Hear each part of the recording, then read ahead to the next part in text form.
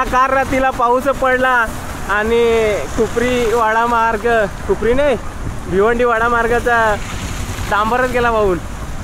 ये हालत ही पब्लिक या डांबर इकडच बघा. मला विश्वास बसणार नाही पण घरात विसरून गेला शाप. एक कॅडबरी डेअरी मिल्क चहा चॉकलेटी फ्लेवर पण आहे. या आता सध्या तरी चॉकलेटी फ्लेवरमध्येच भेटेल.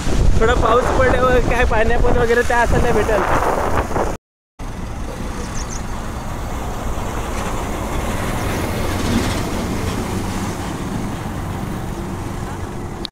थांबा थांबा, ये झाडाची फुगी निघतात पाण्याची. काढा खडी फुगी काढ.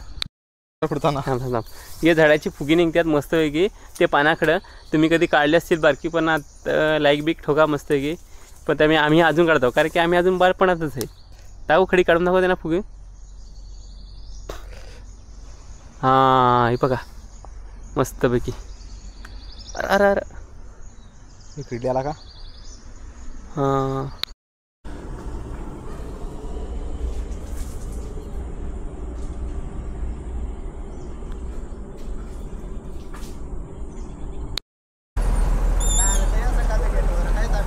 टाइम फोन कर. रविवारी का सकाळी द्या आणि 5 रविवारी सुट्टी आहे ना त्यांना. हो हो